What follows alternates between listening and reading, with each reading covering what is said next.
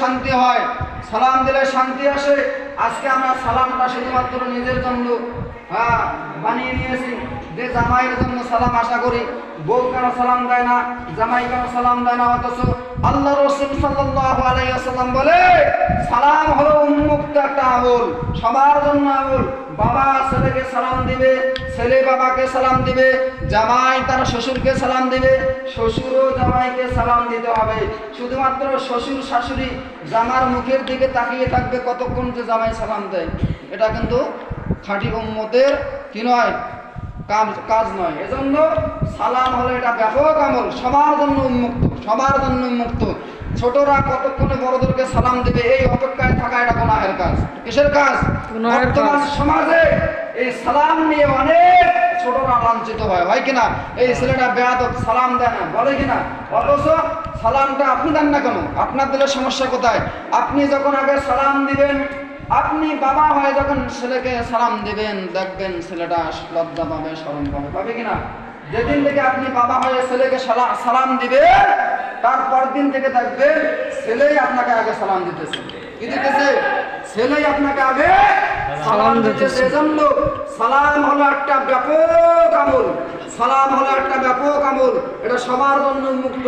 যে যাকে পারে আগে দেবে, যে যাকে পারে আগে দেবে। তাহলে 2 নম্বর আমরা কি পাইলাম? 1 নম্বর আমল অহংকার করা যাবে না। 2 নম্বর আমরা আমল পাইলাম সালাম দেব, দিব তো ইনশাআল্লাহ। এখানে ওয়াদা করতে পারবো যে আমরা আজকে থেকে আমাদের ছেলেকে সালাম দেব, পাবো তো ইনশাআল্লাহ। নিজের স্ত্রীকে সালাম দেব, নিজের বাবাকে সালাম দেব, নিজের মাকে সালাম দেব, ছোট বড় সকলকে আমরা সালাম দিব। প্রিয় ভাইরা, যেই কথাটা বলা আমার উদ্দেশ্য, যে ওদের মেহমান এসে গেছে আর ওই যে লম্বা কথা বলার সময় নাই, আমি এখন আসল কথায় চলে আসি। আল্লাহ রাব্বুল আলামিন বলে ওয়াল্লাযীনা লা ইয়াদউনা মা'আল্লাহি ইলাহান আখার। আল্লাহ রাব্বুল আলামিন, হে আমার বান্দারা, তোমরা যদি আমার প্রিয় বান্দা হতে চাও, হে আমার বান্দারা, তাহলে আমার সঙ্গে অন্য কাউকে ডাকা যাবে ডাকা যাবে না, আমার সঙ্গে অন্য কাউকে শরীক করা যাবে না। আজকে দেখবেন এলাকার আশেপাশে অনেক ভণ্ড মাজার আছে, ভণ্ড পীর আছে না নাই? যারা রাতের অন্ধকারে আপনি যখন সবাই ঘুমিয়ে যাবে, মোটামুটি সকলে দেখবেন তারা মানুষের ঘরে ঘরে গিয়ে মানুষকে দাওয়াত দিতেছে, ভণ্ড পীরের কাছে গিয়ে, ভণ্ড পীরের কাছে যাওয়ার জন্য দাওয়াত দিতেছে, তারা মাজারে যাওয়ার জন্য দাওয়াত দিতেছে। আল্লাহর রাসূল সাল্লাল্লাহু আলাইহি ওয়াসাল্লাম বলে, হে আমার আলী রাদিয়াল্লাহু তাআলা আনহু, আলী রাদিয়াল্লাহু তাআলা আনহু হুজুর সাল্লাল্লাহু আলাইহি ওয়াসাল্লামের জামাতা হয় এবং চাচাতো ভাই হয়। আলী রাদিয়াল্লাহু তাআলা আনহুকে হুজুর সাল্লাল্লাহু আলাইহি ওয়াসাল্লাম বলতেছে, হে আলী, যেখানে তুমি মূর্তি দেখবে সেই মূর্তিগুলো ভেঙে চুরমার করে দিবে। সুবহানাল্লাহ। আবার বলতেছে, এবং যেখানে তুমি উঁচু উঁচু কবর দেখবে, সকলে খেয়াল করুন, যেখানে তুমি উঁচু উঁচু কবর দেখবে সেই উঁচু উঁচু কবরগুলো ভেঙে চুরমার করে দিবে।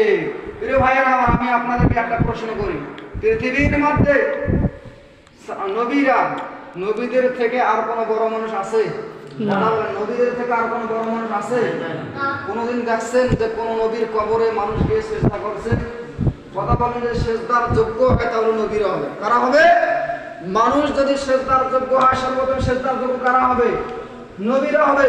যেহেতু নবীদের কবরে সেজদা দেওয়া হয় না, তাহলে তুমি কোন সলিমুদ্দি আর কলিমুদ্দি একটা মাজার বসাইয়া সেখানে অবাধে সাধারণ সরলা অবলা মানুষরা, সাধারণ মানুষরা তারা সেখানে গিয়ে অবাধে সেখানে সেজদা করতেছে কিনা?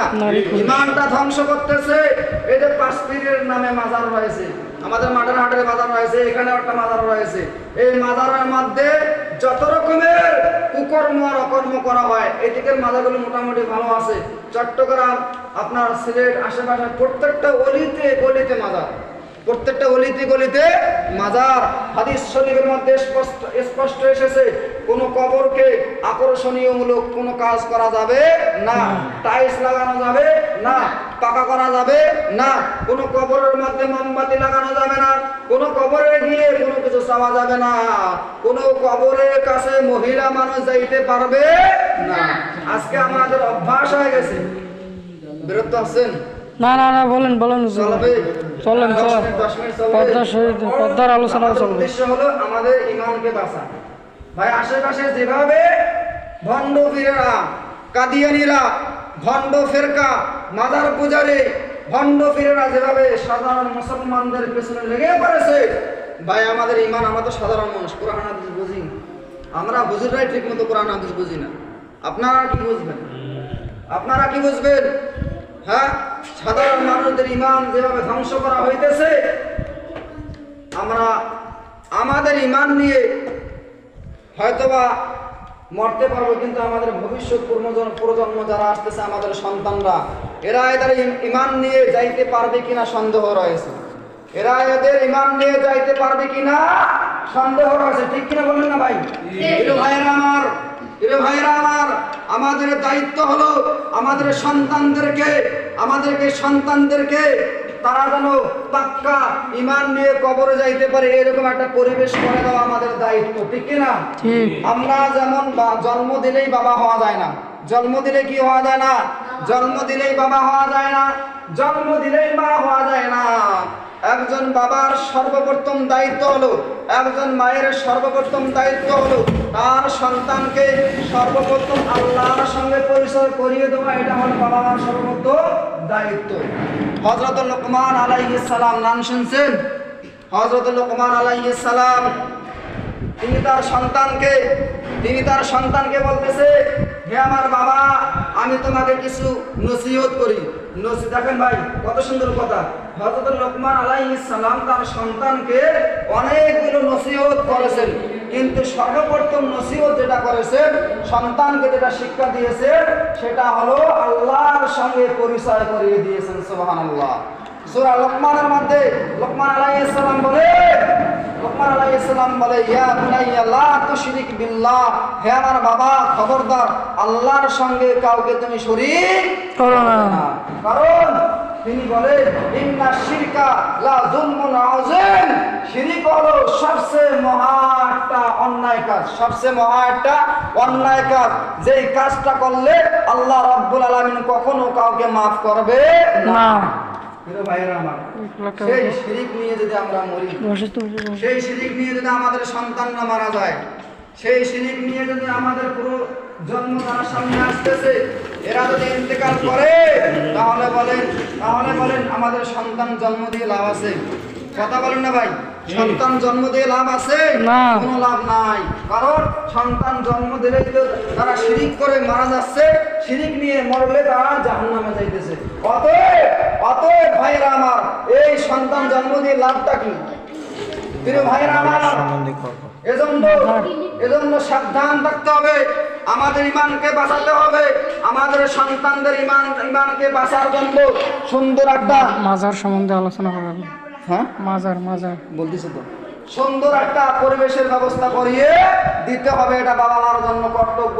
সমাজের দায়িত্বশীল যারা রয়েছেন, সমাজের মোড়ল মাতাব্বর যারা রয়েছেন, এদের উপর ওয়াজিব হলো সমাজ থেকে যেন সমস্ত কুসংস্কার, সমস্ত অন্ধকার দূর হয়ে যায়। যদি সমাজ থেকে অন্ধকার দূর করতে না পারে, সমাজ থেকে যদি কোনো ধরনের কুসংস্কার দূর করতে না পারে, সমাজের মোড়ল্লা, সমাজের যারা মাতাব্বর রয়েছে, তাদেরকে আল্লাহর কাছে জবাবদিহিতা করতে হবে। প্রিয় ভাইরা আমার, আল্লাহ রাসূল সাল্লাল্লাহু আলাইহি ওয়াসাল্লাম কি বলেন দেখেন। আল্লাহ রাসূল সাল্লাল্লাহু আলাইহি ওয়াসাল্লাম বলতেছেন, এই মাইকের আওয়াজ যদি বলা ভাঙে যাচ্ছে। আল্লাহ রাসূল সাল্লাল্লাহু আলাইহি ওয়াসাল্লাম বলে, মান রাআ মিনকুম মুনকারান ফালিয়ুগাইয়িরহু বিয়াদিহি। আল্লাহ রাসূল সাল্লাল্লাহু আলাইহি ওয়াসাল্লাম বলতেছে, হে আমার উম্মতেরা, যখন তোমরা কোনো অন্যায় কাজ দেখবে, তোমাদের যদি শক্তি থাকে তাহলে হাত দিয়ে প্রতিহত করতে হবে। যদি হাত দিয়ে প্রতিহত করতে না পারো, তাহলে কমসে কম জিহ্বা দিয়ে, জবান দিয়ে প্রতিহত করতে হবে। তবুও যদি না পারো, তাহলে অন্তরে ঘৃণা করতে হবে। ওয়াযালিকা দাফুল ঈমান, আর এটাই হলো সর্বনিম্নের ঈমানের পরিচয়। প্রিয় ভাইরা আমার, আজকে সমাজে ঈমান ভঙ্গের কারণ অনেক চলতেছে। সামনে মাজার, মাটারহাটে মাজার, এই যেখানে একটা খোলা হাটিতে মাজার আছে, ভাই মাজার দিয়ে লাভ কি? মাজার দিয়ে লাভ কি? কোন আলেম কোন আলেম সহি সনদে দেখাইতে পারবে না যে মাজার দিলে সওয়াব হয়। কি দিলে? কোন আলেম সহি সনদে দেখাইতে পারবে না মাজার দিলে সওয়াব হয়। আমি আমার মা বোনদেরকে বলবো, মাইকের আওয়াজ হয়তো যাইতেছে, শুনুন ভালো করে, মাজারে যাবেন না।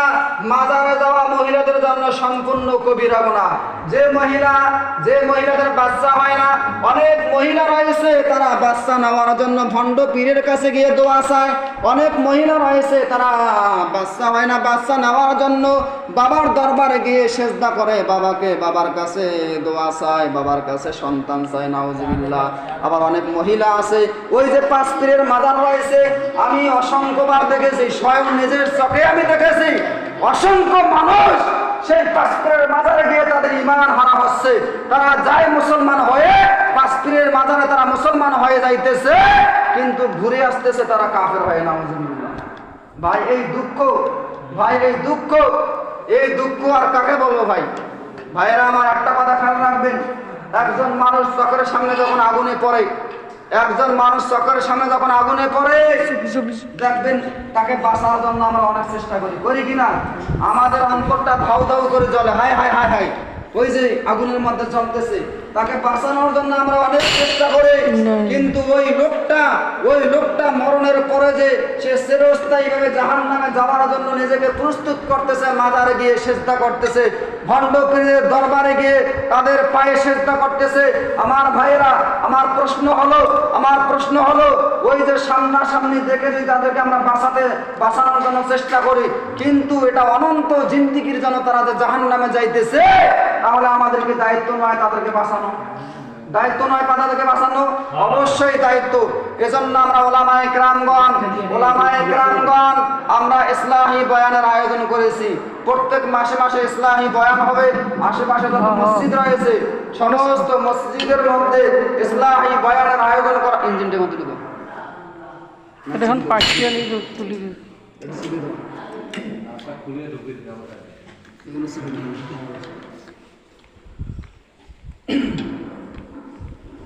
পাটকে নাই, এখন পাটকে নিয়ে যাবে, পাটকে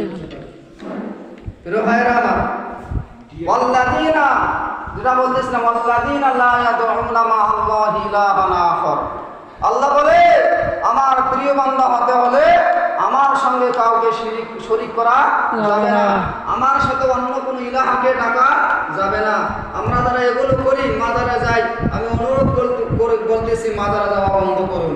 আমি অনুরোধ করতেছি, আমরা যারা ভণ্ড পীরের দরবারে যাই, বিশেষ করে মহিলা মা বোনদেরকে আমি বলতেছি, আমরা যারা ভণ্ড পীরের মাজারে যাই, অনুরোধ করতেছি যাওয়া বন্ধ করুন। আপনার সবচেয়ে বড় পীর হলো স্বামী, আপনাদের সবচেয়ে বড় পীর হলো স্বামী। স্বামীর কথা মানুন, স্বামীর কথা শুনুন। আল্লাহর রাসূল সাল্লাল্লাহু আলাইহি ওয়াসাল্লাম বলে, একজন মহিলার জন্য জান্নাতে যাওয়া খুবই সহজ। আল্লাহর রাসূল সাল্লাল্লাহু আলাইহি ওয়াসাল্লাম বলেন, যে মহিলা 4টা কাজ করবে, ওই মহিলা সরাসরি জান্নাতে চলে যাবে। সুবহানাল্লাহ। আল্লাহর রাসূল সাল্লাল্লাহু আলাইহি ওয়াসাল্লাম বলে, আল মারআতু ইযা সাল্লাত খামসাহা ওয়া সামাত শাহরাহা ওয়া আহসানাত ফারজাহা ওয়া আতাআত বালাহা। আল্লাহর রাসূল সাল্লাল্লাহু আলাইহি ওয়াসাল্লাম বলে, যে মহিলা নিজ দায়িত্বে গুরুত্ব সহকারে সময় বুঝে 5 ওয়াক্ত নামাজ যথা সময় আদায় করবে, আল্লাহ রাসূল বলে ওই মহিলার জন্য জান্নাতের 8টা দরজা খোলা হয়ে যাবে। সুবহানাল্লাহ। যারা শুনতেছেন, অনেকে আমরা আজকে বাহানা করি, নামাজ না পড়ার জন্য বাহানা দেখাই। কি দেখায়? বাহানা আছে, জামার মাথায় পোশাক করে দিয়েছে, ওই কিনা জামার মাথায় পোশাক করে দিয়েছে, কাপড়ের মাথায় পোশাক, পায়খানা করে দিয়েছে। আচ্ছা বলুন তো ভাই, এটা কি কোনো বাহানা? এটা কি কোনো বাহানা? একটা ইম্পর্টেন্ট মাসআলা বলি, আল্লাহর রাসূল সাল্লাল্লাহু আলাইহি ওয়াসাল্লামের হাদিস থেকে বের করা হয়েছে,